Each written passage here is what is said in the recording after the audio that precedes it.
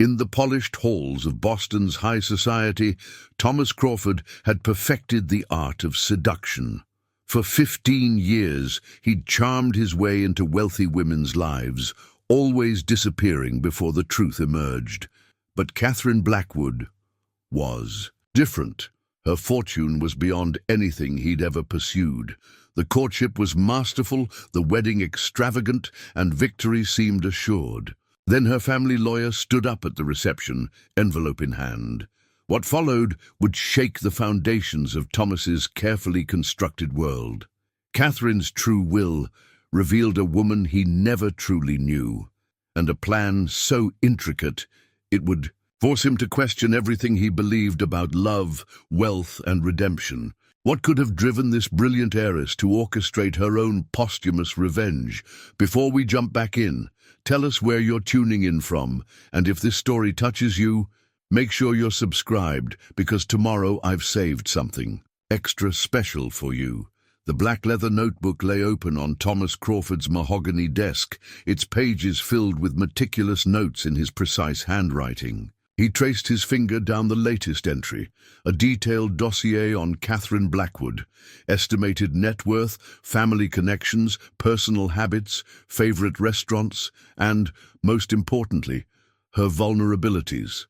The notebook had been his constant companion for 15 years, a testament to his carefully crafted career as a fortune hunter. Thomas closed the book and tucked it into the hidden compartment behind his desk drawer. Even now, with the wedding mere hours away, old habits died hard. He adjusted his platinum cufflinks, gifts from a previous conquest, and studied his reflection in the window. At 45, he cut an impressive figure, silver threading elegantly. Through his dark hair, laugh lines that spoke of charm rather than age, and eyes that could shift from warmth to calculation in an instant. "Another masterpiece, old friend?" James Mitchell's voice carried from the doorway, tinged with its usual mix of admiration and cynicism. His longtime confidant and personal attorney settled into the leather chair across from the desk, helping himself to Thomas's premium scotch. "The culmination of everything we've worked for," Thomas replied, joining him with his own glass. "Catherine Blackwood's fortune makes our previous ventures look like amateur hour. 200 million in liquid assets alone, James. And that's before we consider the real estate portfolio." James swirled his scotch thoughtfully. "You've outdone yourself this time, though I must admit she's different from your usual marks. More enigmatic." Thomas smiled, remembering his first calculated encounter with Catherine at the Museum of Fine Arts. She'd been standing before a lesser-known Monet, head tilted slightly, completely absorbed. Not the typical socialite's pose for Instagram, but genuine appreciation. He'd approached with practiced casualness, offered an insightful comment about the artist's later works, and watched her eyes light up with authentic interest. "That's what makes it perfect," Thomas explained, settling deeper into his chair. "Everyone expects Catherine Blackwood to be eccentric, the reclusive heiress who avoids society pages and charity galas. It makes her vulnerability to a man who truly understands her all the more believable." James raised an eyebrow. "And the prenup? Child's play. She insisted on using her family's firm, of course, but your revisions gave us plenty of room to maneuver. After 1 year of marriage, I'll have access to the joint accounts we've established. Another 6 months of careful transfers, and then—" "A tragic accident while sailing," James suggested, his tone carefully neutral. Thomas waved his hand dismissively. "Nothing so dramatic. Catherine has a history of depression, a carefully documented spiral, a few strategic medical consultations, and eventually a peaceful overdose. Tragic, but not unexpected given her family history." The words hung in the air between them, and for a moment Thomas caught a glimpse of something like concern in James's eyes. "You've never gone quite this far before, Thomas. We've never had a prize quite this valuable before." Thomas stood, moving to the window that overlooked Boston's Back Bay. The setting sun painted the brownstones in shades of amber and gold. "Besides, it's mercy, really. She's so lonely. So desperate for real connection, I'm giving her one perfect year of true love before the end. James set down his glass with a sharp click. And you're certain she's as naive as she appears? A woman who's managed to grow her family's fortune rather than deplete it? For a fraction of a second, Thomas remembered moments that didn't quite fit his narrative. Catherine's shrewd questions about his investment strategies, the way her family lawyer watched him during negotiations, the curious fact that her personal assistant had once worked in corporate intelligence. But he pushed these thoughts aside. He was too close to victory to entertain doubts. Trust me, old friend. By this time tomorrow, I'll be married to the wealthiest widow-to-be in New England. Thomas raised his glass. To the perfect con. James returned the toast, but his voice carried a warning. Just remember, Thomas, the bigger the prize, the harder the fall. Thomas merely smiled, already rehearsing his devoted husband's expression for the ceremony ahead. After 15 years of perfecting his craft, he knew every nuance of playing the perfect gentleman. Catherine Blackwood might be wealthy and intelligent, but she was about to become his greatest achievement and his last conquest. The Blackwood Foundation's annual report sat unopened on Catherine's desk, its embossed cover catching the morning light. She traced her family's crest with a thoughtful finger, while Michael Bennett, her family's lawyer for 3 decades, watched her with poorly concealed concern. Are you absolutely certain about this, Catherine? Michael's voice carried the weight of their 20-year friendship. We could still call it off. The prenuptial agreement isn't finalized. Catherine finally opened the report, revealing pages of carefully documented philanthropic work. Homeless shelters in South Boston, educational programs in Roxbury, medical research at Mass General. All conducted quietly, without fanfare or social media announcements. Tell me about his latest background check. Michael pulled out a thick folder. Thomas Crawford, born Thomas Crichton, changed his name in 2008. He's more clever than the others. Better paper trail, more sophisticated approach. But the pattern is the same. Wealthy women, whirlwind romances, disappeared funds. He paused, studying her face. This would be his 4th marriage, and the biggest target of his career. Catherine's smile held a hint of something that Michael couldn't quite read. Did you know he spent 3 weeks researching my art preferences before our chance meeting? At the Monet exhibit? Catherine, this isn't a game. He's dangerous. The Wellington widow died of natural causes, Catherine interrupted softly. He's many things, but not a murderer. He prefers to think of himself as a gentleman thief. She turned to the foundation. Report's financial section.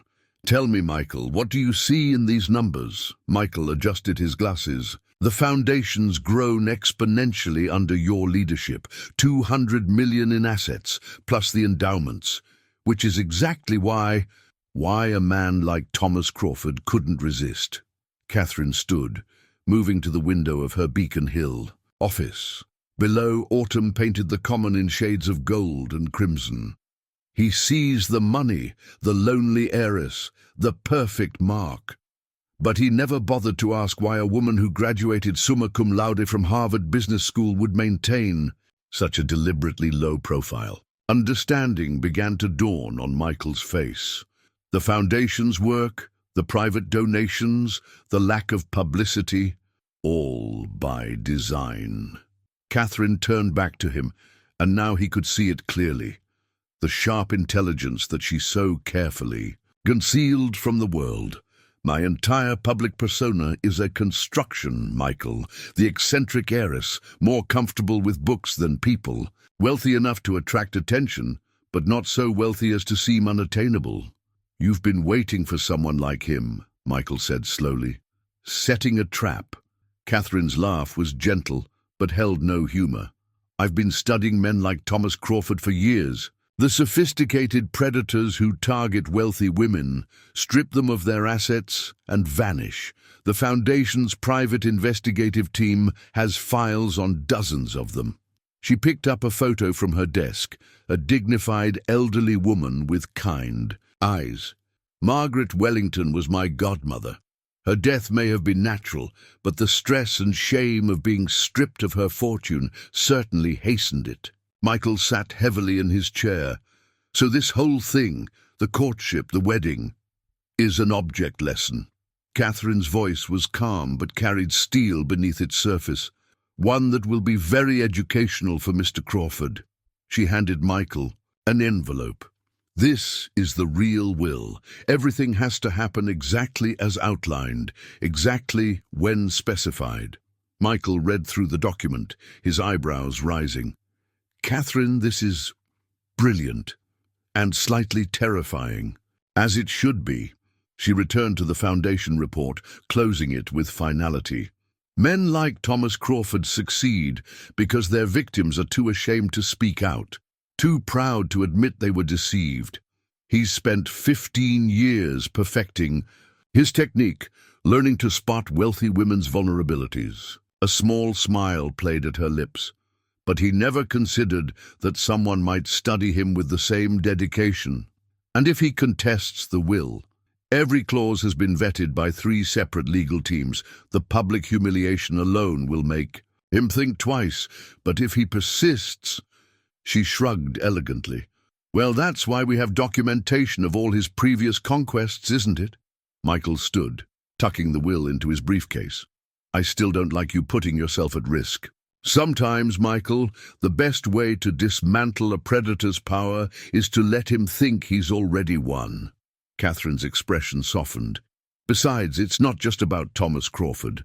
Once this is done, others like him will think twice before targeting wealthy women.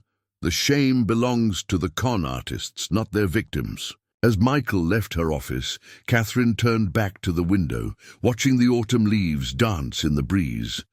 In less than 24 hours, she would walk down the aisle, the perfect image of a wealthy bride in love. And Thomas Crawford, so confident in his own schemes, would never see the steel trap closing until it was far too late. The opera tickets were still in her desk drawer, preserved between sheets of acid-free paper. La Traviata at the Boston Opera House, row C, seats 23 and 24. Their first official date. Catherine held them up to the fading afternoon light, remembering Thomas's practiced enthusiasm when she'd mentioned her love of Verdi. How many hours had he spent researching opera before engineering that spontaneous invitation? Miss Blackwood? Her assistant Sarah's voice came through the intercom. Mr. Crawford is here for your lunch appointment. Catherine tucked the tickets away. Send him in, please. She took a moment to adjust her appearance. Not too polished, a few strands of hair deliberately askew. The carefully cultivated look of a woman who had more important things to think about than her appearance. Thomas entered with his usual graceful confidence, carrying a small bouquet of purple irises. I remembered you mentioning they were your favorite, he said, presenting them with just the right mix of certainty and hesitation. How thoughtful. Catherine accepted them with a shy smile, watching his reflection in the window as she pretended to arrange them in a vase. His eyes darted quickly around her office, cataloguing details. The antique desk, inherited, valuable. The understated art, excellent taste, significant investment. The stack of foundation reports, substantial assets under management.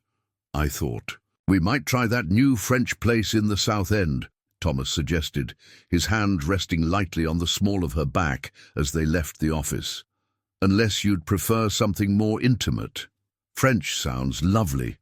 Catherine allowed herself to lean slightly into his touch, noting how he adjusted his stride to match hers.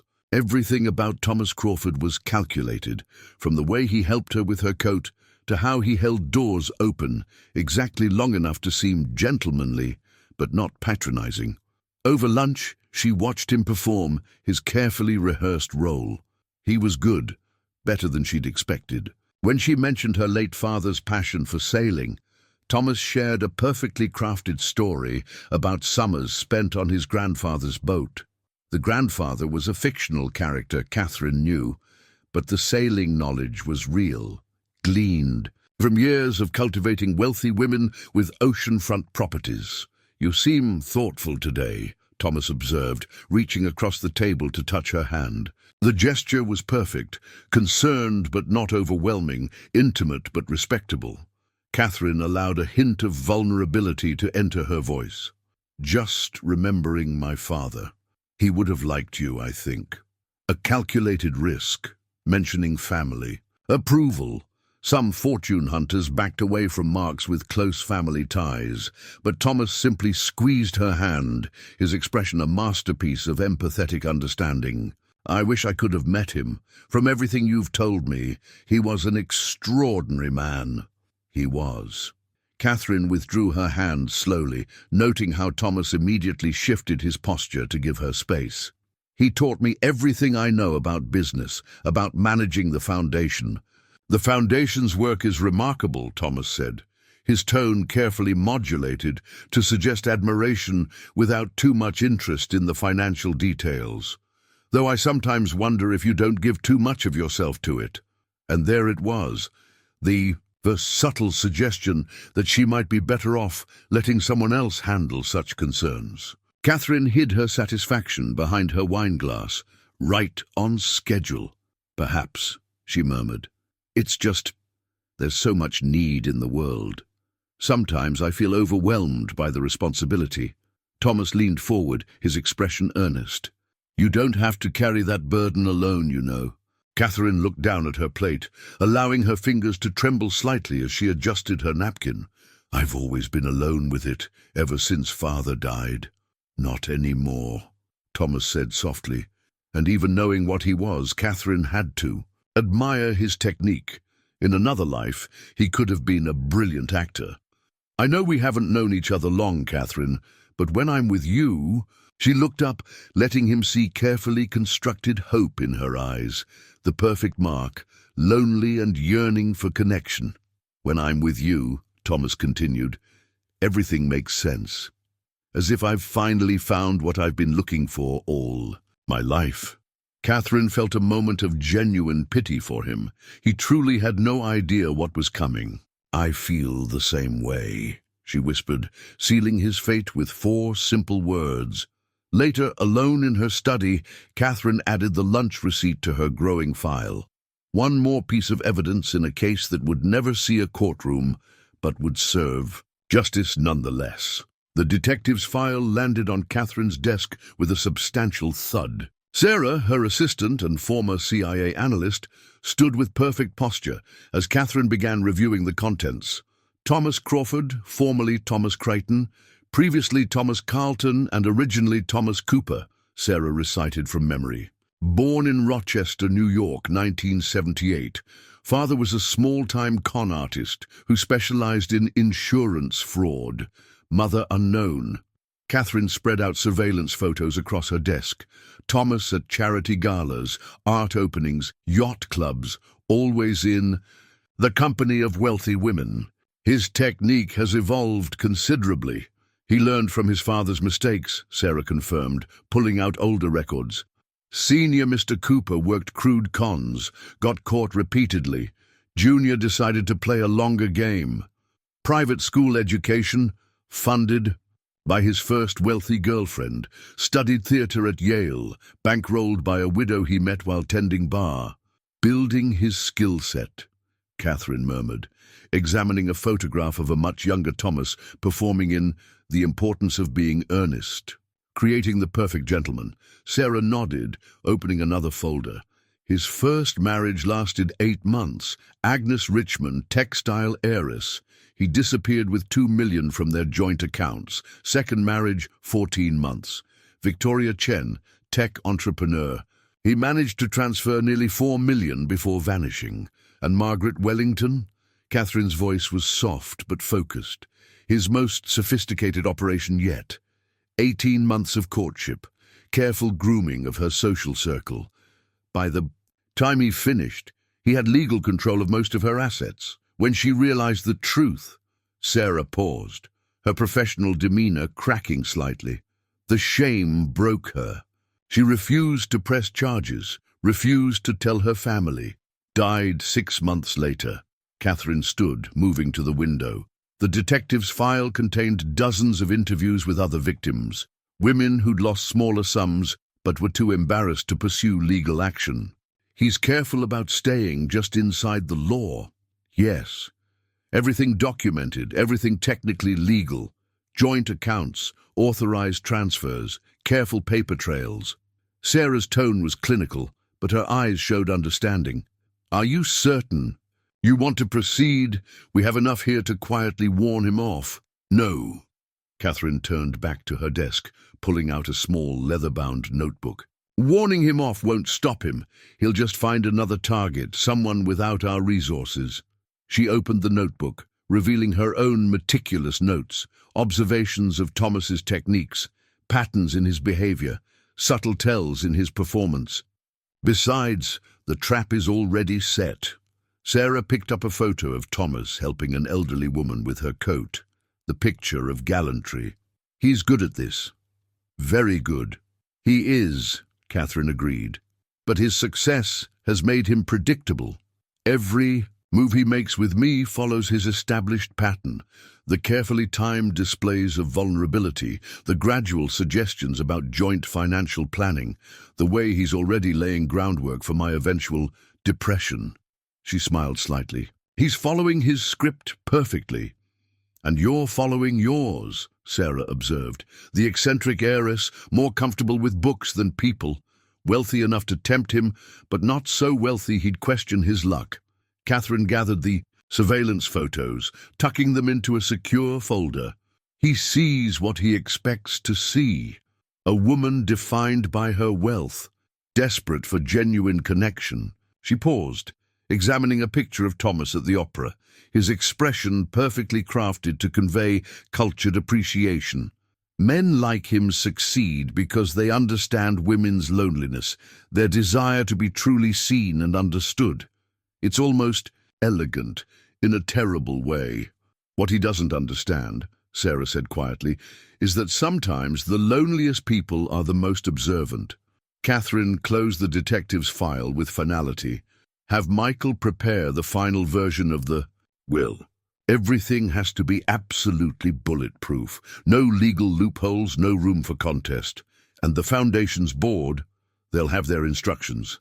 After the wedding, after the reading of the will, Catherine's expression held no triumph, only quiet determination.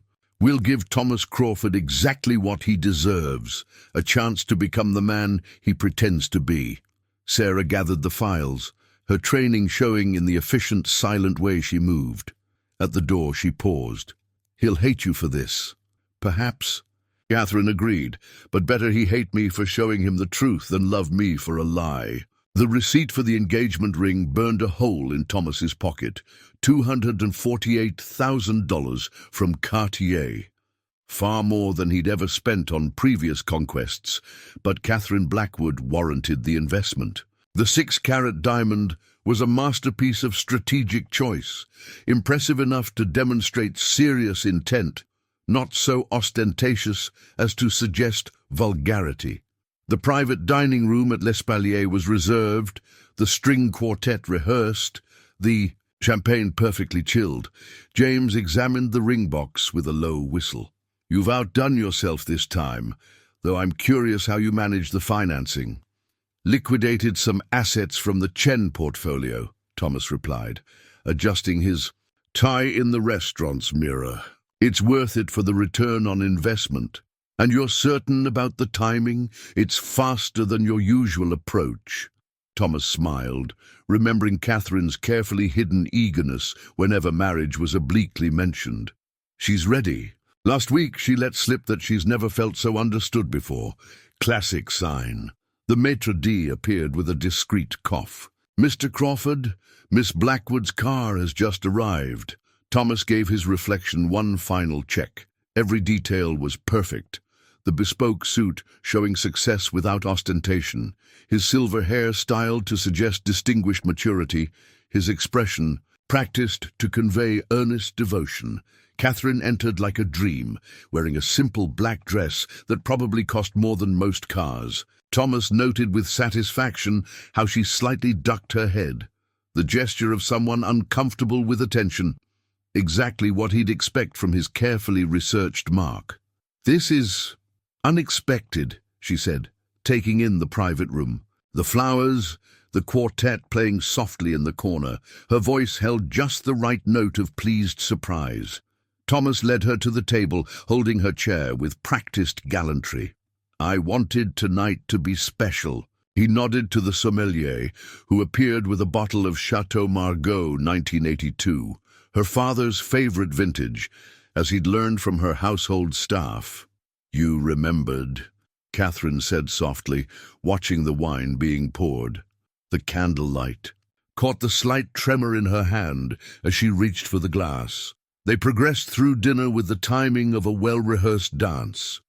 Thomas shared carefully crafted stories about his fictional childhood, watched Catherine's eyes soften with sympathy at precisely the right moments.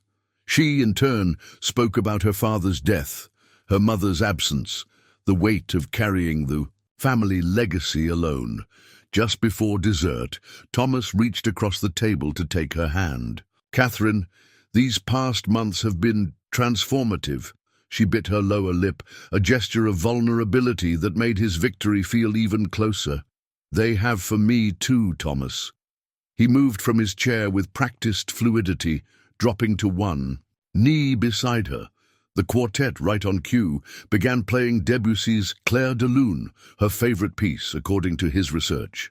"I never believed in fate," he began, his voice modulated to suggest emotional depth, "until I met you. That day at the museum, seeing you lost in thought before that Monet, I knew you were different from anyone I'd ever known." A small gasp escaped her as he produced the ring box. "Perfect timing. You've shown me what real connection means, what it truly means to be understood." Thomas opened the box, letting the diamond catch the candlelight. "Catherine Blackwood, would you do me the honor of becoming my wife?" She stared at the ring, tears welling in her eyes. Thomas held his breath, counting the seconds of dramatic tension. 1, 2, 3... "Yes," Catherine whispered, then louder. "Yes, of course, yes." The quartet swelled appropriately. The maitre d' appeared with champagne, and Thomas slipped the fortune in diamond and platinum onto her trembling finger. As he stood to kiss her, he caught a glimpse of their reflection in the restaurant's window. The perfect couple, the perfect moment. Later, alone in his study, Thomas added the ring receipt to his records. The investment had nearly cleaned out his emergency funds, but it hardly mattered now. In less than a year, he'd have access to more wealth than he'd accumulated in all his previous conquests combined. His phone buzzed with a text from James. "Congratulations. Hope you know what you're doing." Thomas smiled, remembering Catherine's tears, her trembling hands, her perfectly vulnerable acceptance. After 15 years of perfecting his craft, he knew exactly what he was doing. Catherine Blackwood, the lonely heiress who yearned to be understood, had just accepted her own expertly gift-wrapped downfall. He couldn't know that, at that very moment, in her own study across town, Catherine was adding the evening's surveillance photos to her file, smiling at his flawless performance, and preparing for the next act in her own carefully orchestrated play. The prenuptial agreement lay between them on Michael Bennett's mahogany conference table, its legal language a battlefield of calculated concessions and hidden traps. Thomas sat with the relaxed posture of a man who believed he was winning, while his attorney James Mitchell scanned the documents with hawkish intensity. "The terms seem unusually generous," James remarked, his tone carefully neutral. "Joint access to the Foundation's discretionary fund after only 12 months of marriage." Michael Bennett adjusted his glasses. "Miss Blackwood was quite insistent. She believes marriage should be founded on trust." Thomas reached for Catherine's hand across the table, his thumb brushing her engagement ring. "And I intend to prove worthy of that trust." The sincerity in his voice was flawless. Catherine squeezed his hand, her eyes downcast. "I know some might think we're moving too quickly, but—" She let her voice trail off, vulnerability perfectly calibrated. "When you know, you know," Thomas finished, playing his role of devoted fiancé to perfection. The lawyers continued their dance of clause and counterclause, while Catherine watched the subtle tells neither man could fully hide. James's slight frown when reviewing the foundation's asset structure, Thomas's almost imperceptible tension when discussing post-marriage financial integration. "There is one unusual stipulation," Michael noted, turning to page 23. "The requirement for a formal will reading at the reception." Thomas's hand twitched slightly in Catherine's grasp. "Is that really necessary? It seems rather morbid for a wedding celebration." "It's a Blackwood family tradition," Catherine explained softly. "Father was very traditional about such things. It would mean so much to me, Thomas." She felt him shift strategies instantly, his tension melting into understanding concern. "Of course, darling. Whatever makes you happy." Later, in her private study, Catherine reviewed her copy of the prenuptial agreement, while Sarah stood guard at the door. "He accepted the terms more easily than we expected," Sarah observed. Catherine smiled, remembering Thomas's carefully hidden triumph. "Of course he did. The prenup gives him exactly what he wants, legal access to the foundation's accounts after 12 months. Why would he question his good fortune? And the will reading requirement? A calculated risk." Catherine opened her desk drawer, removing a sealed envelope. "He'll see it as an eccentric family tradition, nothing more. The perfect cover for what's coming." Sarah's expression remained professional, but her eyes held concern. "The foundation's board is worried. If this goes wrong, it won't." Catherine's voice carried quiet certainty. "Everything is prepared. The real accounts are secured. The new board members are in place, and the documentation is ironclad." She paused, touching the envelope containing her true will. "Besides, we're not really risking anything except Thomas Crawford's carefully constructed illusions." "And your reputation," Sarah reminded her. "Once this happens, once people know you orchestrated all of this, they'll know exactly what I want them to know." Catherine stood, moving to the window where she could see the Boston skyline glittering in the evening light. "A wealthy woman who fell for a fortune hunter's scheme, only to turn her apparent vulnerability into a tool for justice." She turned back to Sarah. "After this, every man like Thomas Crawford will have to wonder, is their next target really as naive as she seems?" Sarah nodded slowly. "And Thomas himself will receive exactly what he needs, though not what he wants." Catherine returned to her desk, adding the prenuptial agreement to her growing file of evidence. "A chance at genuine redemption, earned through honest work rather than elegant deception." "You sound almost fond of him," Sarah observed carefully. Catherine's smile held a touch of sadness. "In another life, with different choices, he could have been extraordinary. All that charm, that intelligence, that perfect understanding of human nature, wasted on theft dressed up as romance." She closed the file with finality.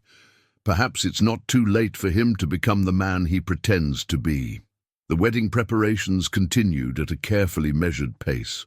Thomas played his role with consummate skill, attending to details with just the right mix of interest and deference to Catherine's wishes. Every decision, from the vintage champagne to the classical quartet, reinforced his image as the perfect gentleman who had finally found his perfect match. And Catherine, behind her mask of shy gratitude, continued building her trap with the same meticulous attention to detail that had made her one of Boston's most successful and least known business strategists. The prenuptial agreement was just the foundation. The real performance was yet to come. The wedding video camera captured it all. Catherine in vintage Chanel, Thomas standing at the altar of Trinity Church, morning lights streaming through stained glass windows. Every detail was perfect, every moment choreographed, though neither bride nor groom realized they were performing in entirely different plays. "You look nervous," James whispered, adjusting Thomas's boutonniere. "Having second thoughts?" Thomas smiled, watching the guests file into their pews. Boston's elite had turned out in force exactly as he'd hoped, just eager to begin the next chapter. The string quartet began Bach's air on G string, and Thomas took his position. He'd staged this scene 3 times before, but never with such grandeur, never with so much at stake. His expression settled into practiced anticipation as the church doors opened. Catherine appeared like a vision in ivory silk, her grandmother's veil softening her features. Thomas felt a momentary twinge of something, regret, admiration.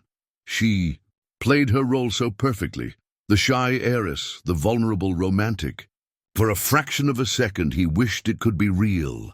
The ceremony proceeded with stately grace.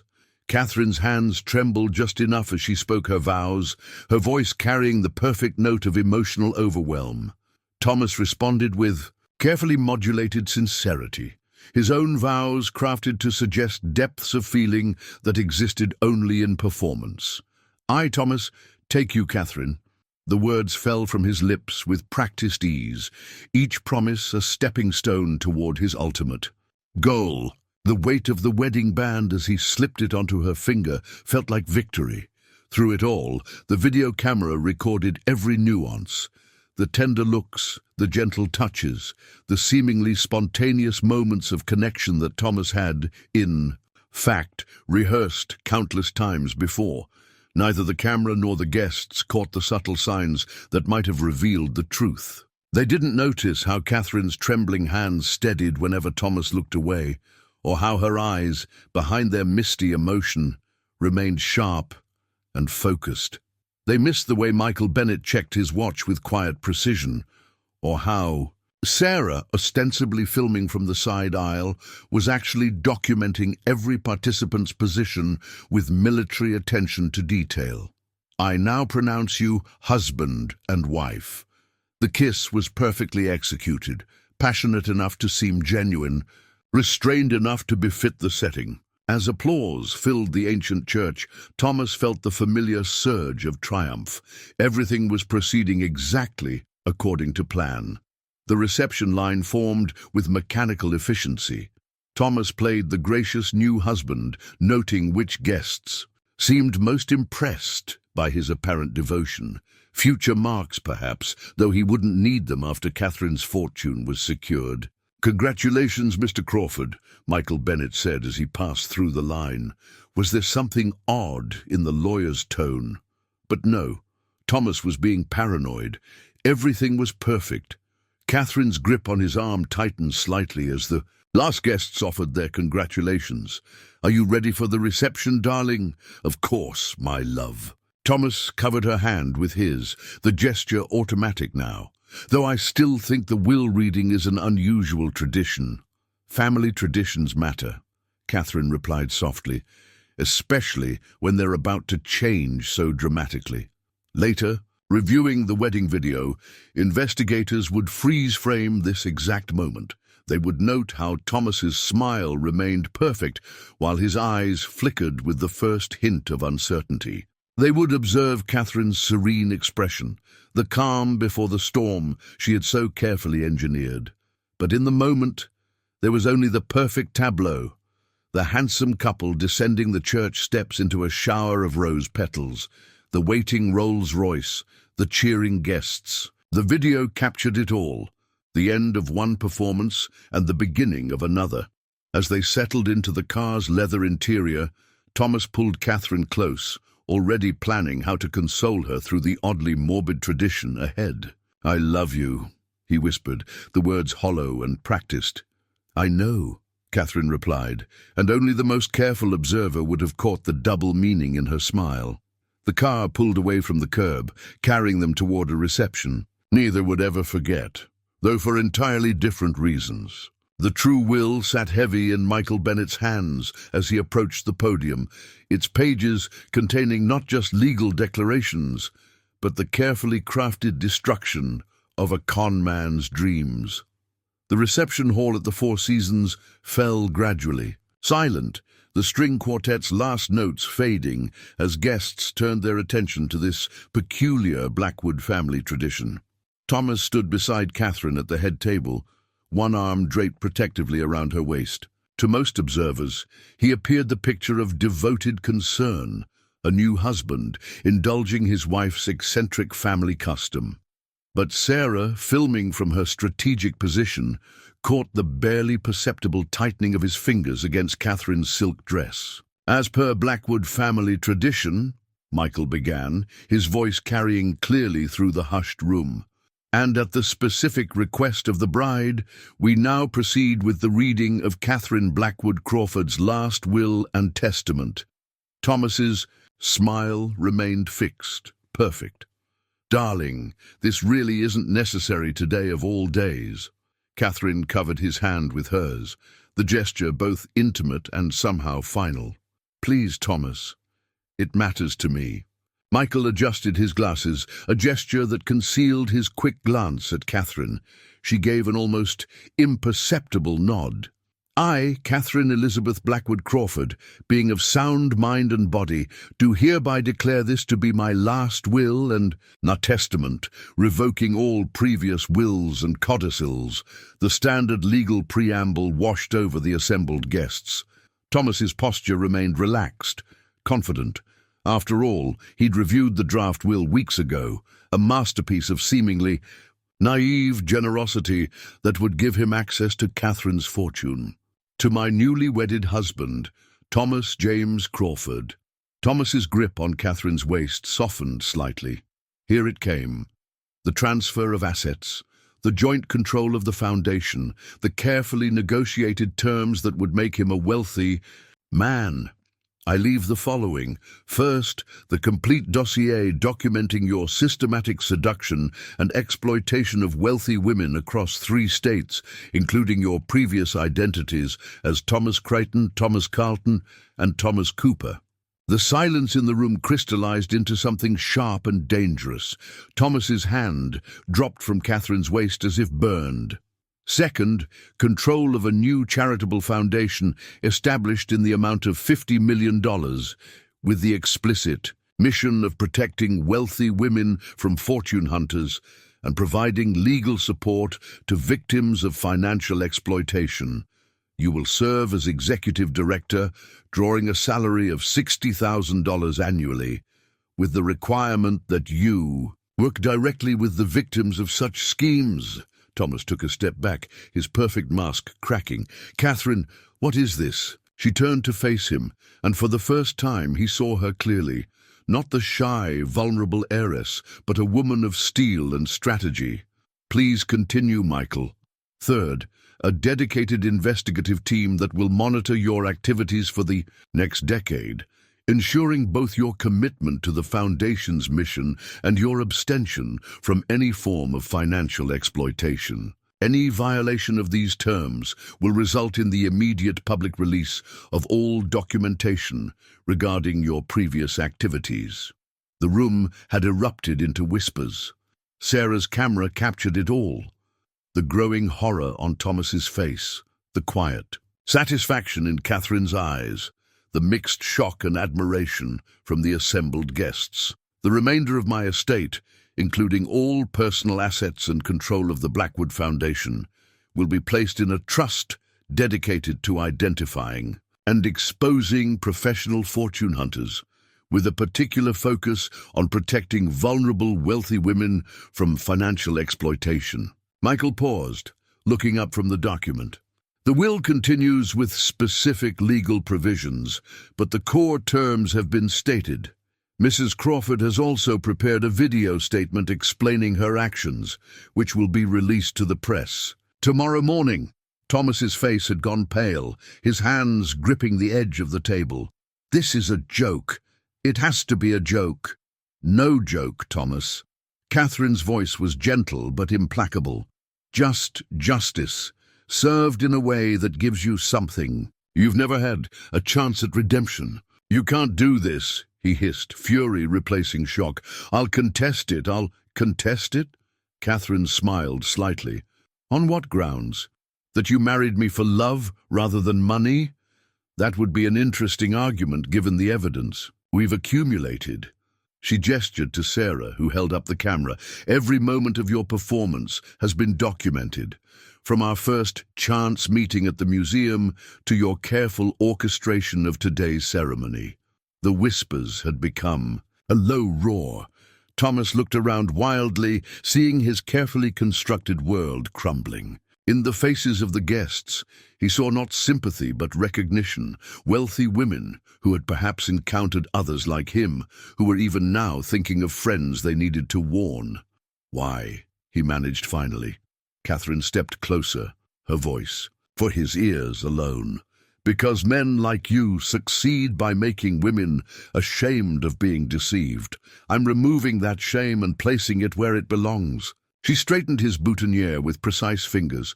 "Consider this an opportunity, Thomas. You can fight it and expose yourself, or you can become the man you've always pretended to be."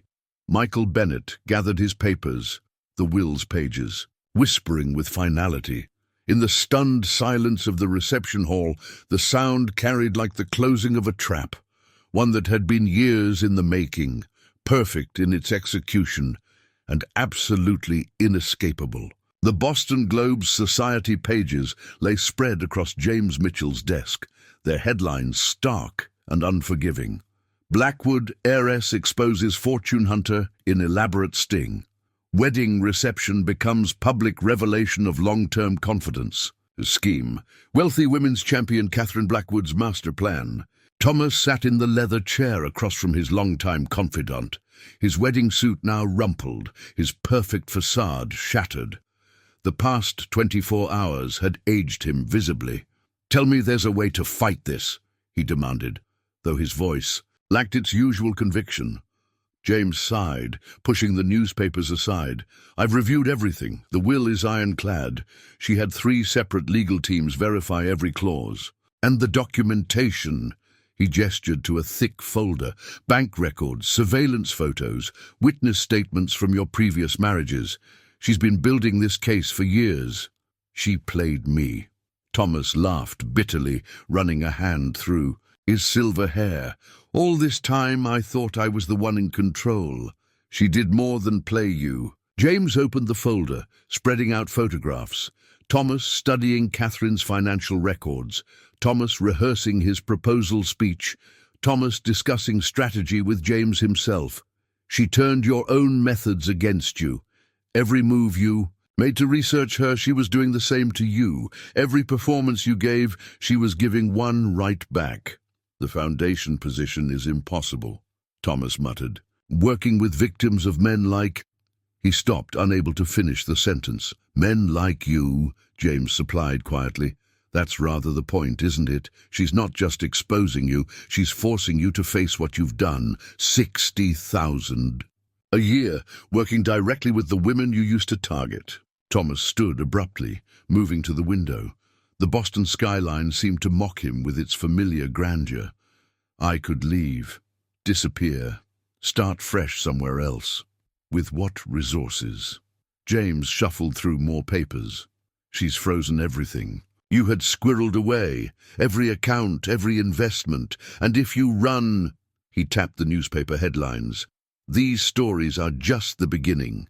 She's prepared to release everything, photos, recordings, detailed accounts from your previous victims.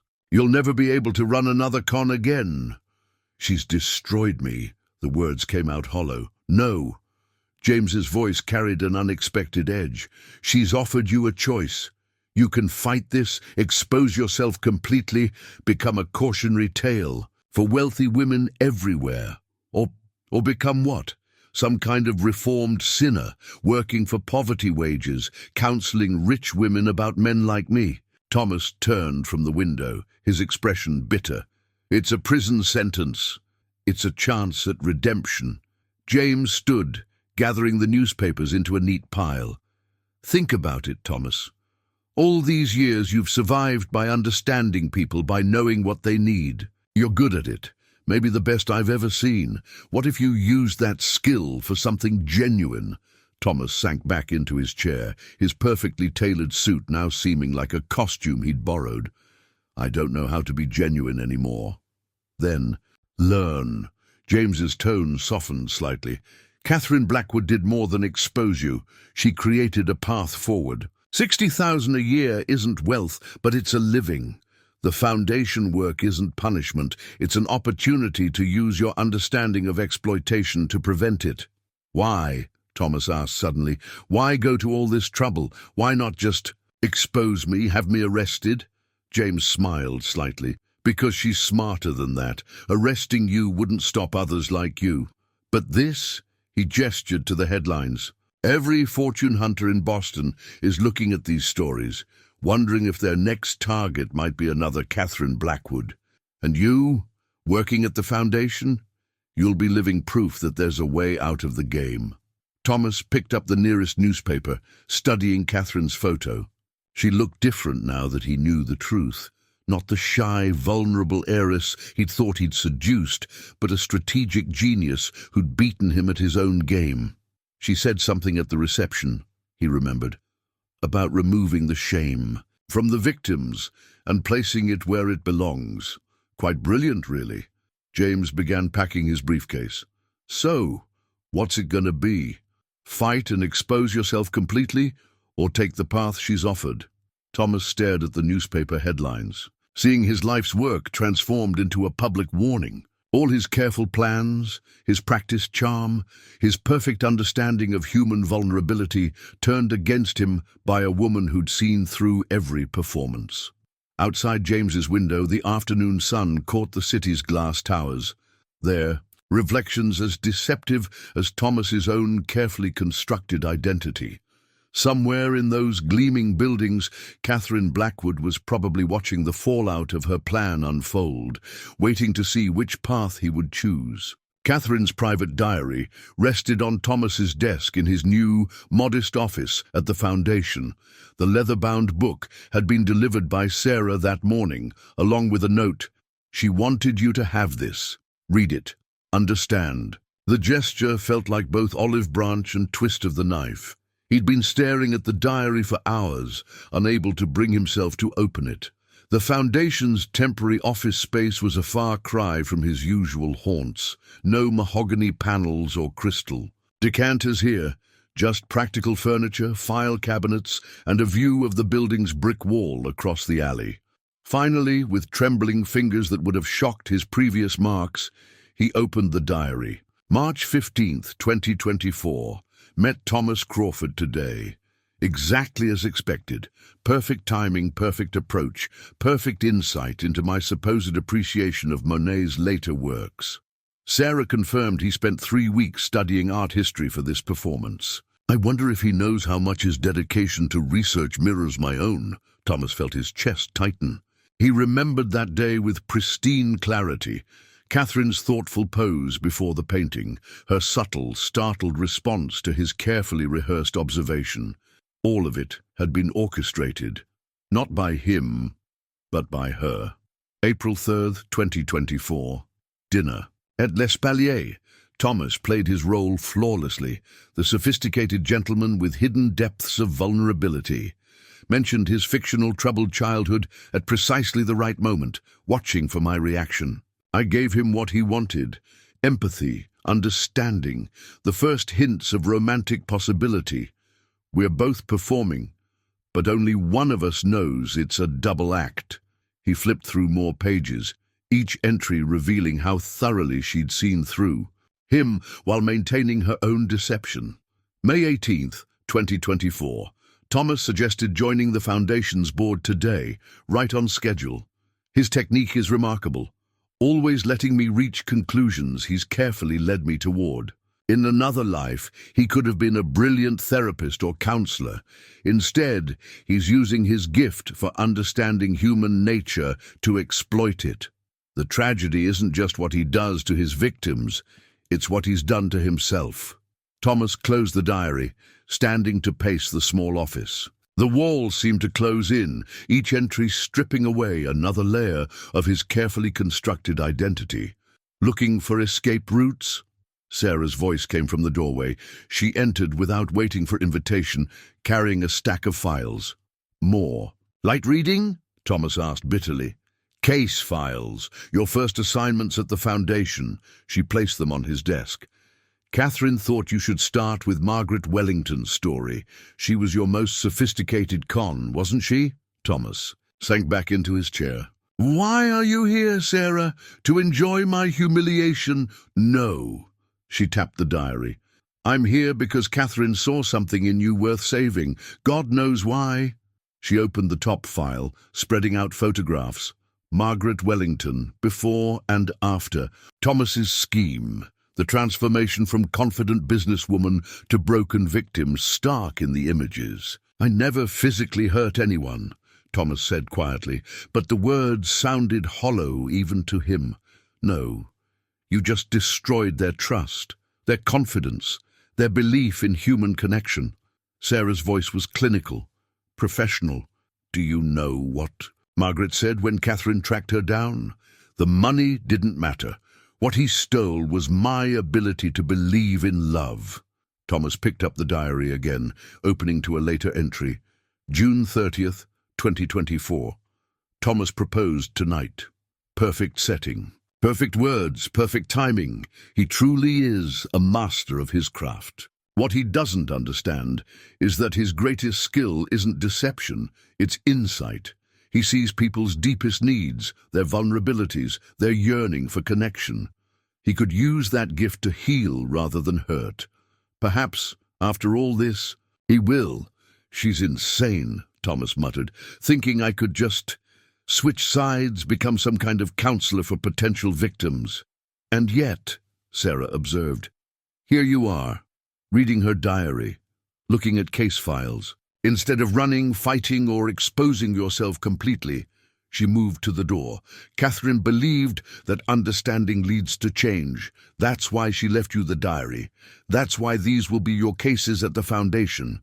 Thomas stared at Margaret Wellington's photographs, remembering how proud he'd been of that con, how perfectly he'd orchestrated her downfall. The diary's pages seemed to whisper with Catherine's insights, forcing him to see his actions through new eyes. One more thing, Sarah paused at the door. There's a support group meeting tonight. Women who've been targeted by men like you. Catherine, thought you should observe. No participation, just listening. And if I refuse, then refuse. Sarah's shrug was eloquent. But ask yourself, what else do you have left? Your reputation is destroyed, your resources are frozen, and your techniques are being published as warning signs.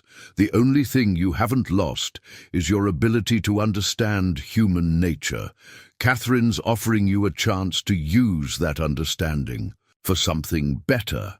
She left him alone with the diary, the case files, and the weight of decisions that had seemed so simple when he was the one setting the traps rather than caught in one. The old photographs spread across Thomas's desk told a story he'd never imagined during his months of researching Catherine Blackwood.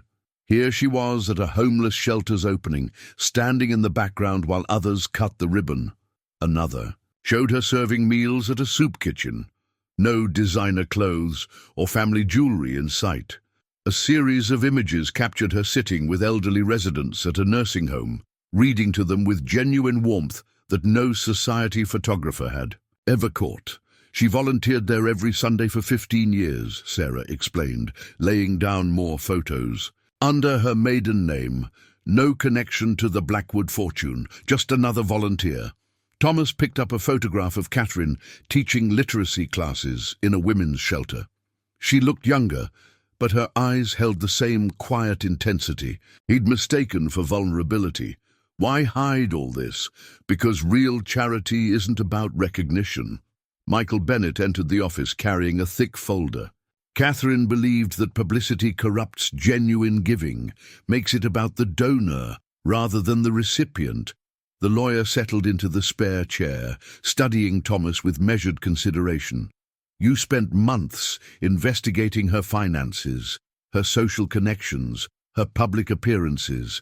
Did you never wonder why such a wealthy woman had so few society photos? Why the press knew so little about her actual activities? Thomas thought back to his research, his careful compilation of Catherine's habits and patterns. He'd attributed the gaps to eccentric reclusiveness, a personality trait that had made her seem like a perfect target. She deliberately maintained that image. She maintained many images, Michael corrected. The shy heiress for people like you, the dedicated volunteer for the shelters and schools, the shrewd businesswoman for the foundation's actual work. He opened his folder, removing more photographs, but her true passion was identifying and stopping predators who target vulnerable women, not just wealthy ones. The new images showed Catherine in different settings, conferring with lawyers, meeting with social workers, speaking to small groups of women whose expressions Thomas recognized all too well. The same mixture of shame and determination he'd seen at last night's support group meeting. "How long?" Thomas asked, his voice rough. "How long has she been planning this?" "The Foundation's protective programs, over a decade." Michael's tone was matter-of-fact. "The specific trap for you?" "About 3 years, since Margaret Wellington's death." Catherine recognized your methodology from other cases she'd documented. When she learned you were researching wealthy women in Boston, she began preparing. Thomas remembered Catherine's words at the wedding reception. "Men like you succeed by making women ashamed of being deceived." He looked again at the photos of her volunteer work, seeing them with new understanding. She wasn't just helping victims, she was learning patterns, gathering intelligence. Yes. Sarah placed one final photograph on the desk. Catherine at a board meeting, her expression focused and commanding, nothing like the soft, uncertain heiress Thomas had thought he knew. She studied predatory behaviors the way you studied potential marks. The difference is, she did it to protect people rather than exploit them. And now? Thomas gestured at his modest office, the stack of case files, the support group schedule, on his desk. "This is what? Her way of turning poacher into gamekeeper." "This," Michael said quietly, "is her way of offering you the same chance she's given hundreds of other people. The opportunity to become something better than their past choices." Thomas picked up the photo of Catherine at the nursing home, remembering how convincingly she'd played the role of lonely heiress, yearning for connection. "I thought I was such an expert at reading people." "You are," Sarah responded, surprising him. "That's why Catherine chose this punishment.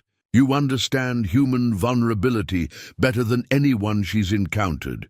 She's just giving you the chance to use that understanding to protect rather than exploit."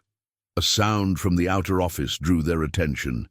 The support group members were arriving for their evening session. Thomas could hear their voices, soft and hesitant at first, then growing stronger as they found safety in shared experience. Michael gathered the photographs, leaving only the one of Catherine teaching at the women's shelter. "Keep that one," he said, "as a reminder that people aren't always what they seem, including yourself." Thomas stared at the image long after they left, seeing in Catherine's expression the same intensity he'd noticed during their courtship, but had misinterpreted so completely. He'd thought himself a master of understanding human nature, only to discover he'd been blind to the deepest truth, that real strength often wore the mask of vulnerability, and real change began with facing one's own deceptions. The Foundation Charter's crisp pages rustled as Thomas reviewed its contents for the 10th time that morning. The document outlined his role with crystalline clarity. Executive Director of Victim Services, focusing on prevention, education, and recovery programs. His salary, modest by his former standards, would be paid in monthly installments, contingent upon full compliance with the Charter's terms. Having second thoughts? Dr. Eleanor Chen settled into the chair across from his desk. As the Foundation's lead psychologist, and he'd recently learned one of Catherine's closest confidants, she'd been assigned to evaluate his progress. "Trying to understand the strategy," Thomas replied, tapping the charter. "Catherine's given me access to sensitive information, contact with vulnerable people. It seems risky." Eleanor's smile held no warmth. "Like trusting a former art thief to run museum security." Something like that. Tell me, Thomas, what do you think is the most effective way to prevent art theft? He looked up, catching her drift. Employ someone who knows every trick, every weakness in the system. Exactly. Eleanor leaned forward, her professional demeanor intensifying. You've spent 15 years perfecting the art of exploiting wealthy women's vulnerabilities. Now you're going to spend at least that long helping them recognize and defend against those same techniques. Thomas gestured to the charter. Under constant supervision, weekly psychological evaluations, financial monitoring, restricted travel. It's a prison without bars. No, Eleanor corrected. It's a transformation under observation. Catherine designed these restrictions to force you to develop something you've never had to before, genuine relationships. The observation struck uncomfortably, close to home. In all his years of cons, Thomas had never maintained a real connection, never allowed anyone to see beyond his carefully constructed personas. Section 12. Eleanor continued, flipping to the relevant page. You'll notice there's a progression built into the restrictions. As you demonstrate genuine change, certain constraints will be lifted. And if I don't change? The question came out sharper than he intended. Then you'll have spent years helping prevent others from becoming what you were. Either way, Catherine wins. Eleanor's professional mask slipped slightly, showing genuine curiosity. Tell me about last night's support group meeting. Sarah mentioned you attended. Thomas stood, moving to his office's single window. The brick wall across the alley had become a familiar companion to his thoughts. I recognized every story they told, not the specific details, but the patterns, the techniques. He turned back to Eleanor. I've used every one of them. And how? Did that make you feel?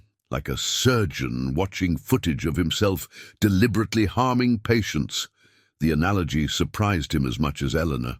I understood exactly how to hurt them because I understood exactly what they needed. Eleanor nodded slowly. That's why Catherine chose this path for you. You have a gift for understanding human nature. You've just been using it destructively. And she thinks I can just switch sides, start using this understanding to help people? No. Eleanor's voice was firm. She thinks you need to be forced to confront the consequences of your actions until choosing to help becomes more natural than choosing to hurt. She stood, straightening her jacket. That's what the charter is really about. It's not a prison, it's a rehabilitation program designed specifically for you. Thomas picked up the document again, seeing it with new eyes. Every restriction, every requirement was crafted to push him toward genuine interaction, real relationship building, authentic use of his skills. There's something else you should know, Eleanor added, pausing at the door. Catherine's not just monitoring your compliance with the charter. She's monitoring your capacity for genuine change. The Foundation's real work, its bigger endowment, its broader programs, all of that is waiting. But you'll only get access to it if you prove you can be trusted with real responsibility. How? Thomas asked. How could she ever trust me after what I tried to do to her? Because Catherine Blackwood's true gift isn't just understanding predatory behavior, it's understanding the possibility of redemption. Eleanor's expression softened slightly. She believes that people choose exploitation because they've never experienced the deeper satisfaction of genuine positive impact. She left him with the charter and its challenge, not just to avoid further harm, but to discover whether he could find genuine fulfillment in helping others. Thomas ran his fingers over the document's embossed seal, remembering how proud he'd once been of his ability to manipulate people's trusting natures. Now, facing the prospect of having to earn real trust, he felt something he hadn't experienced in years, the unsettling combination of fear and possibility. The volunteer badge felt foreign against Thomas's tailored shirt. Thomas Crawford, Victim Advocacy Program. No fake names, no carefully constructed persona, just his real identity and a role he'd never imagined for himself. The women's shelter was a far cry from the luxury hotels and country clubs where he'd once hunted his prey. "Remember," Sarah instructed, leading him through the security entrance, "you're here to observe and learn. No interaction with the residents, unless they initiate it. Some of these women have lost everything to men using techniques very similar to yours." Thomas nodded, acutely aware of the surveillance team monitoring his every move. Part of him, the con artist part, automatically noted the security cameras' positions, the exit routes, the potential weaknesses in the system. But for the first time, he found himself using that awareness differently. "Your security has gaps," he said quietly to Sarah. "The west entrance camera has a blind spot. Someone could show me." Sarah's response was immediate, professional.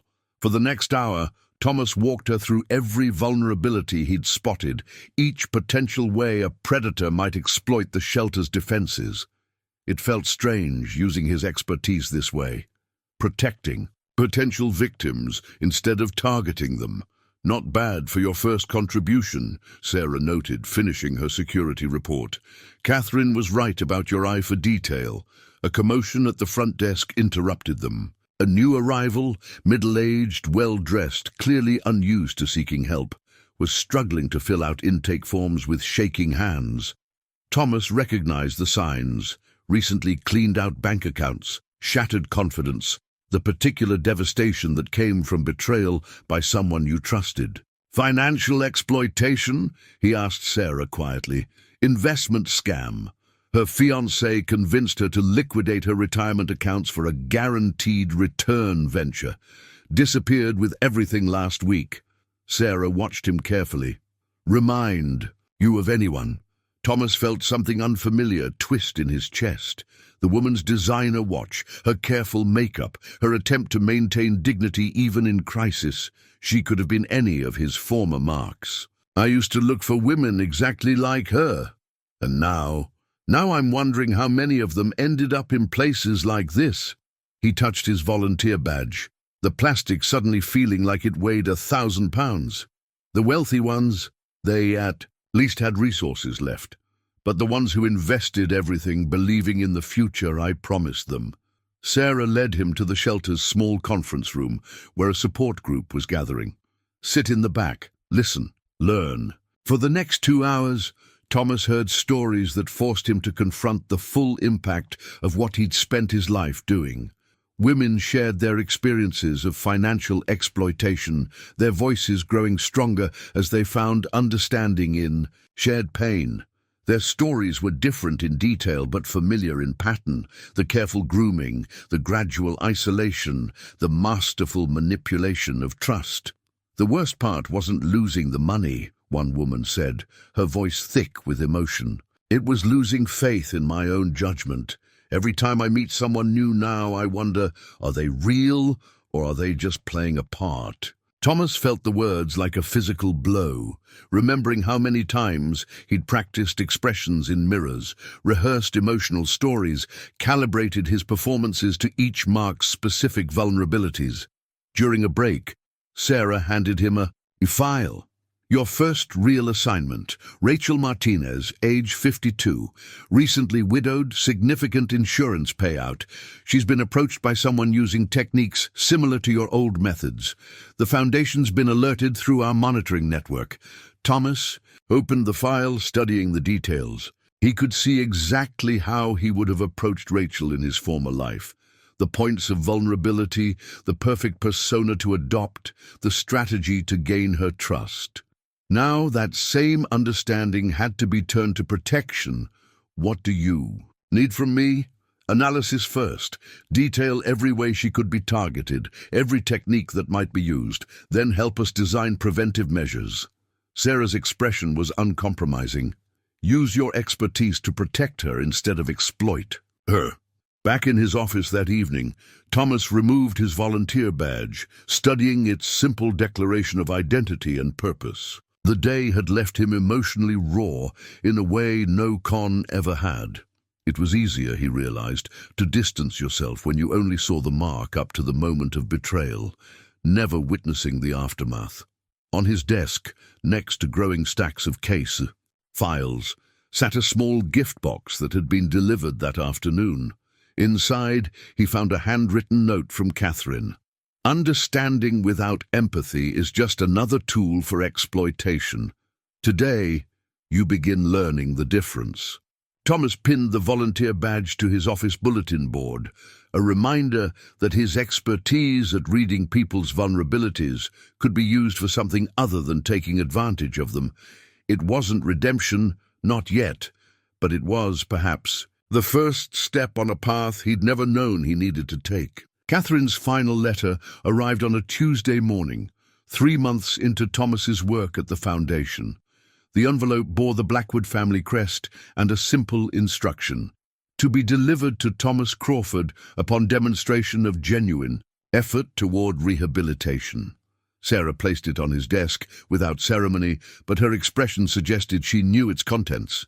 She thought you'd be ready for this now.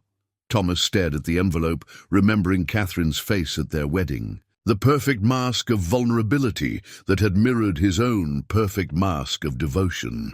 With slightly trembling fingers, he broke the seal. Dear Thomas, if you're reading this, you've taken the first genuine steps toward changing your life's direction. I know this because I've had people watching you, evaluating not just your actions, but your responses to them. More importantly, I've had Eleanor measuring something crucial: your capacity for empathy. What I'm about to share with you must be understood in that context. You see, I'm dying. An aggressive form of pancreatic cancer, diagnosed 18 months before we met. The doctors gave me 2 years at most. By the time you read this, I'll likely be gone. This isn't a melodramatic revelation designed to make you feel guilty. It's context for everything that's happened. When I learned about my condition, I had to decide how to use my remaining time. I could have simply lived quietly, managed my affairs, and left the bulk of my fortune to conventional charities. Instead, I chose to create something more meaningful, a mechanism for transformation.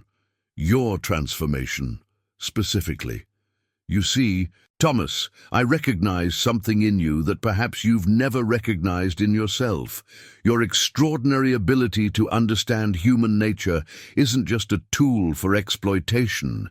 It's a gift that's been twisted by circumstance and choice.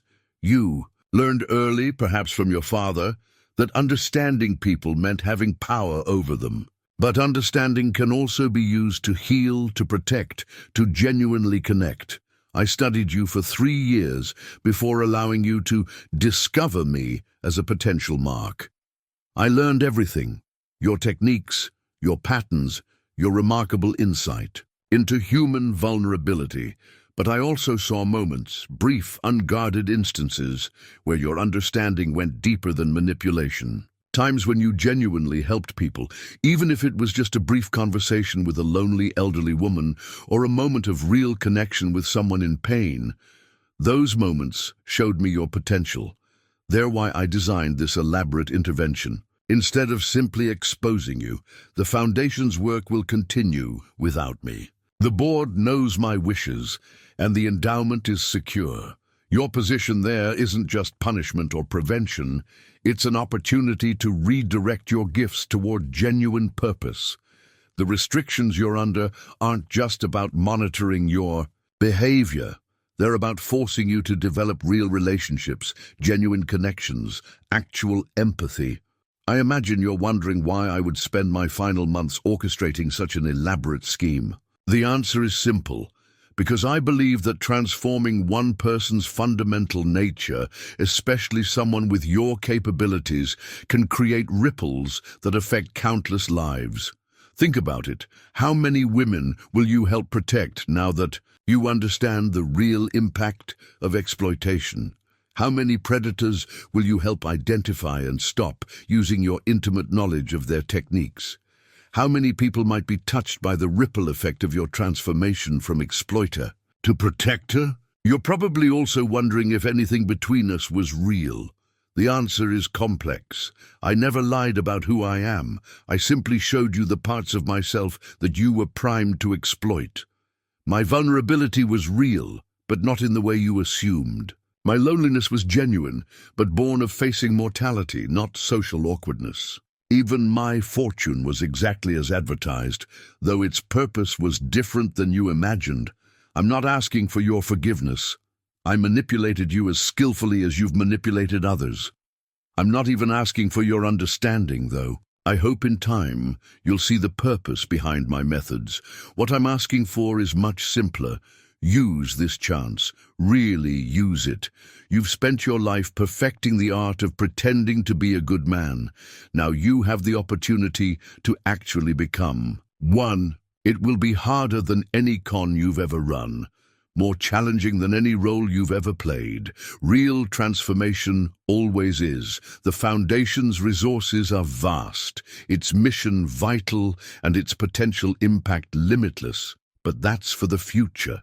For now, focus on the small things. Each person you help protect, each predator you help identify, each moment of genuine connection you manage to forge. I have no illusions that this letter will suddenly transform you. Real change doesn't work that way. But I hope it helps you understand that everything, my apparent vulnerability, the wedding, the public revelation, your current position, was designed with one purpose: to give your remarkable talents a chance to be used for something meaningful. Don't waste this opportunity, Thomas. Don't let my final project be the one that failed. With hope for your future, Catherine P.S. Eleanor has my medical records if you doubt any of this. But I don't think you will. You always were excellent at recognizing truth, even when you chose to ignore it. Thomas let the letter fall to his desk, its pages spreading like the ripples Catherine had written about. Outside his window, the familiar brick wall seemed to mock him with its permanence, while his entire understanding of the past year shifted like sand. The new business card caught the morning light. Thomas Crawford, Director of Preventive Services, Blackwood Foundation for Financial Protection. 6 months had passed since Catherine's letter, and the simple card represented more than just a job title.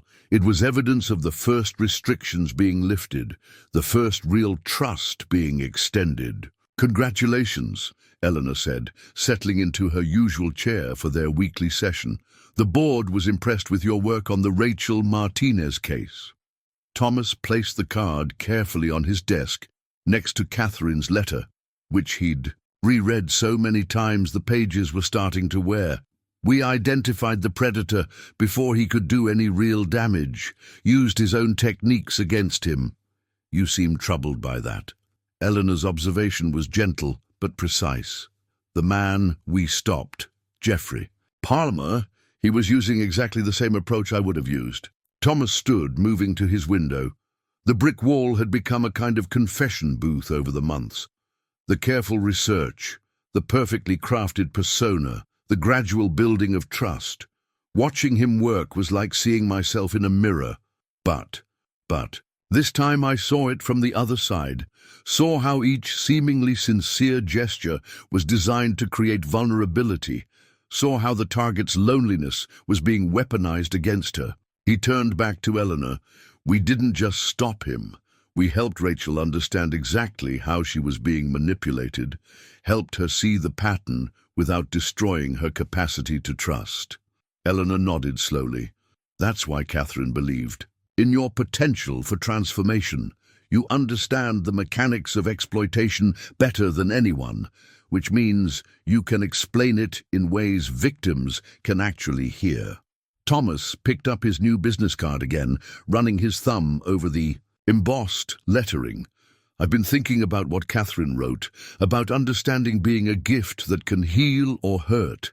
And I'm starting to realize that real understanding, genuine empathy, is different from the tactical understanding I used to pride myself on."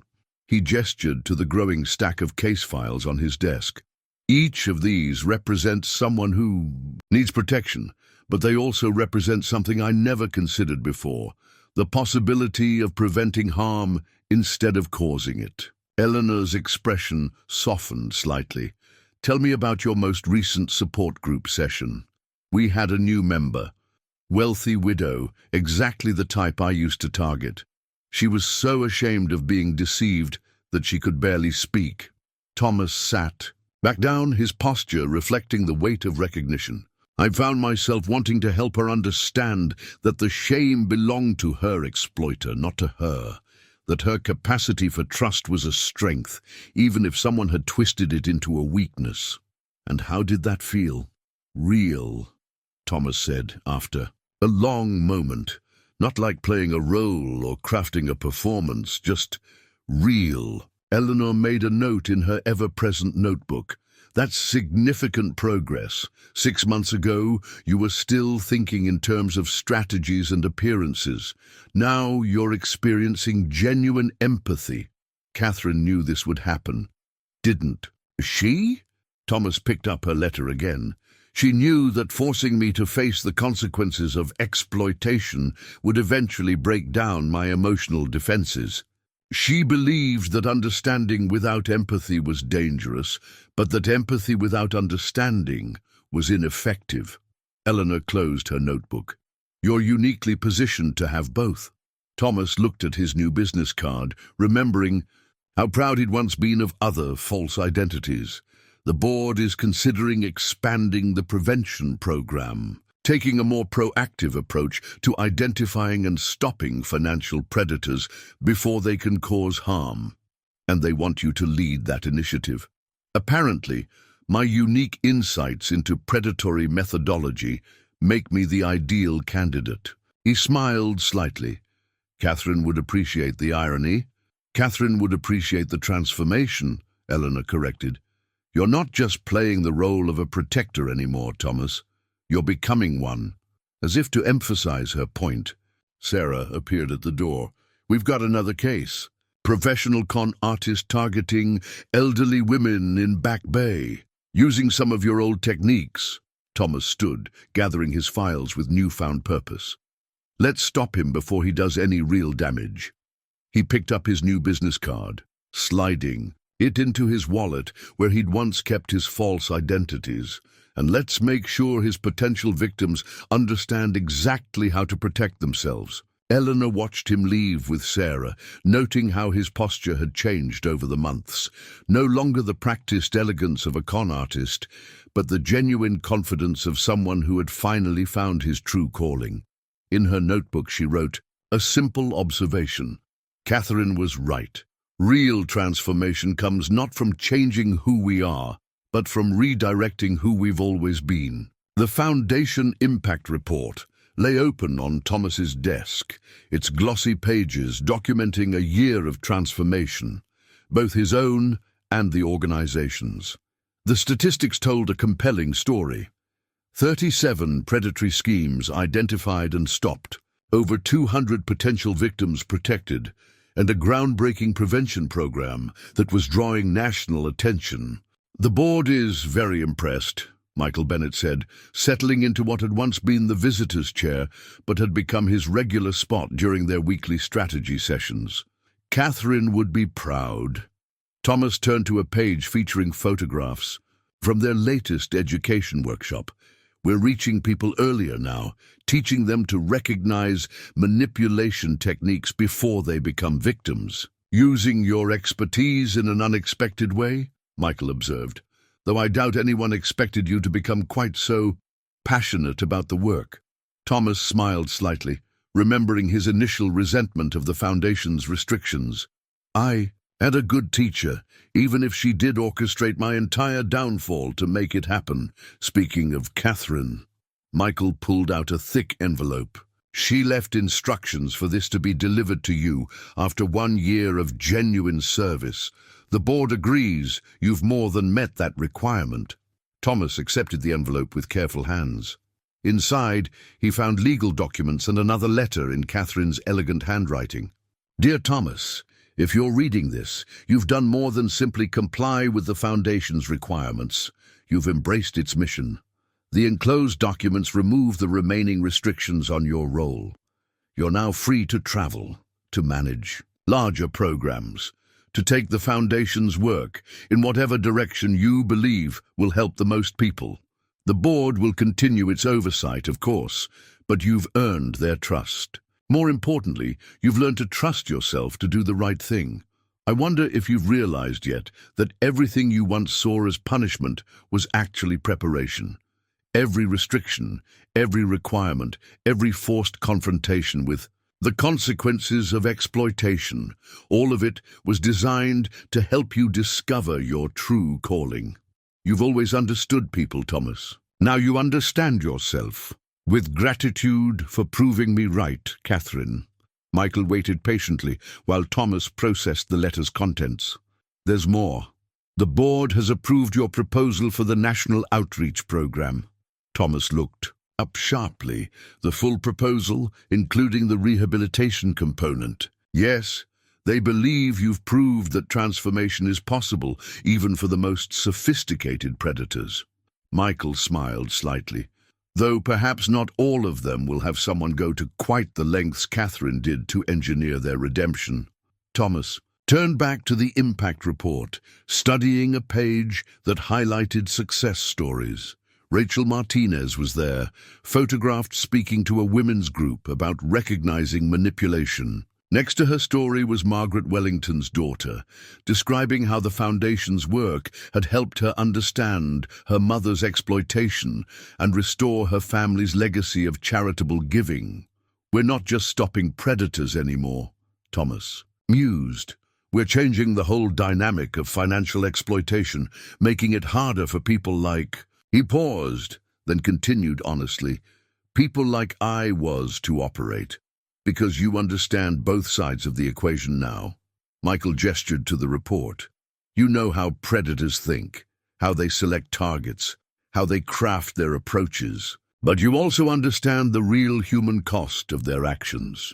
And the potential for change, Thomas added, thinking of the rehabilitation program he'd proposed. Some of them, if they're shown a different path, like you were. Thomas picked up his worn copy of Catherine's first letter, which still sat on his desk as a daily reminder. I've been thinking about what she wrote about ripple effects. Every person we protect potentially protects others. Every predator we stop or rehabilitate prevents countless future victims. It's quite a legacy, Michael observed, both hers and now yours. The afternoon sun cast long shadows through Thomas's office window.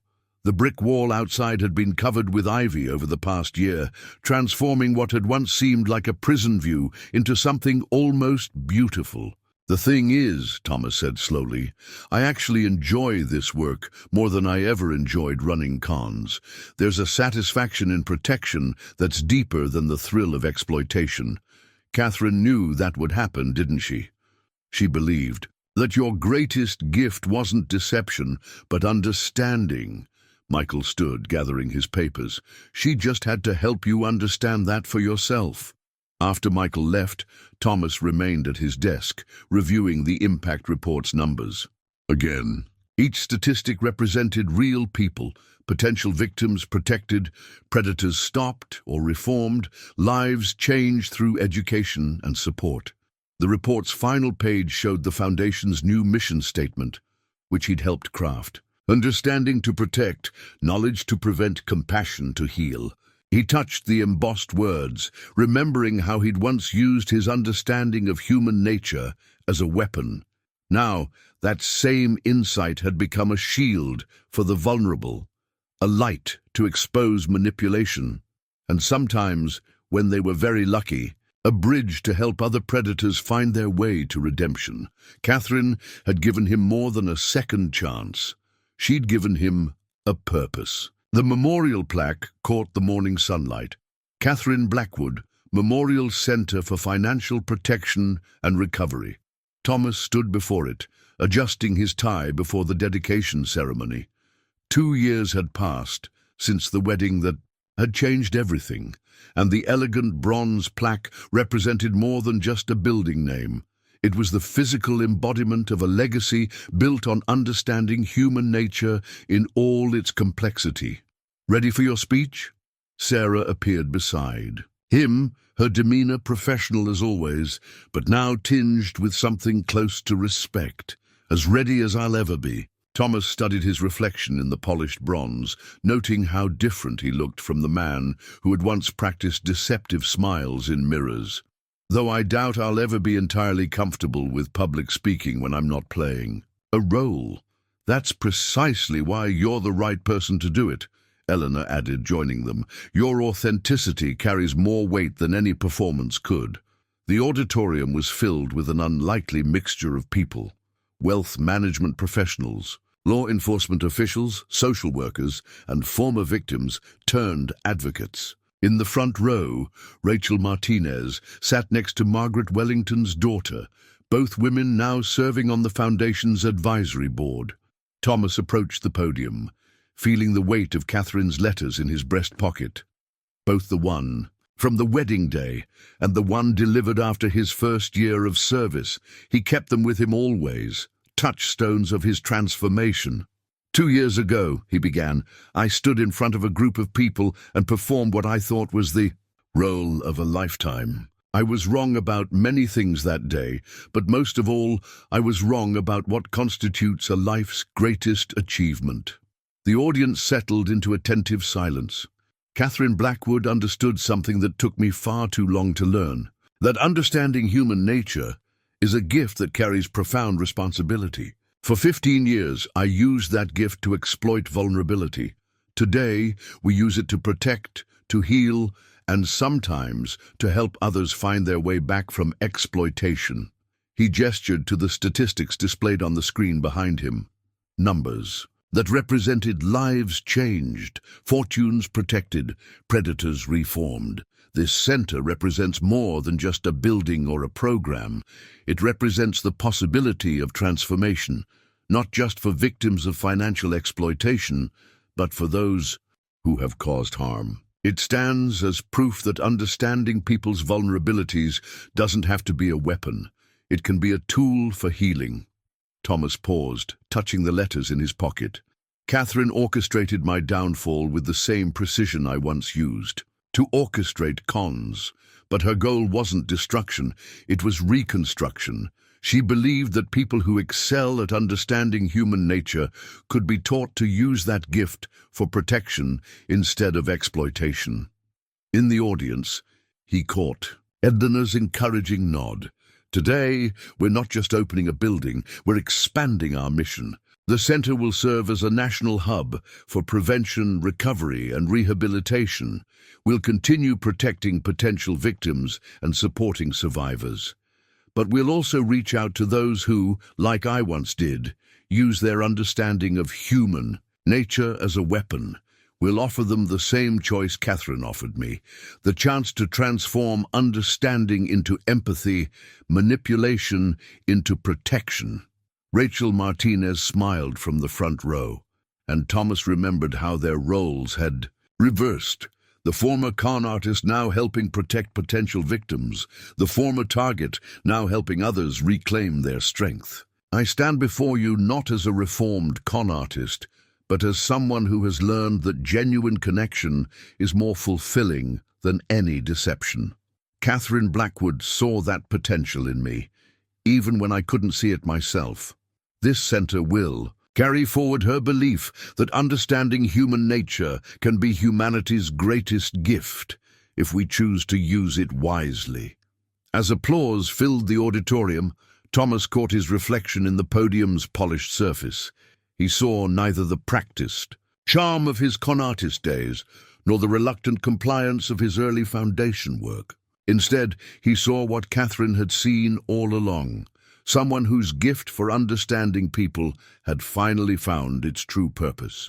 Later, alone in his office, Thomas added the dedication ceremony program to his collection of artifacts from his journey, joining Catherine's letters, his first volunteer badge, the Foundation Charter, and all the other markers of transformation.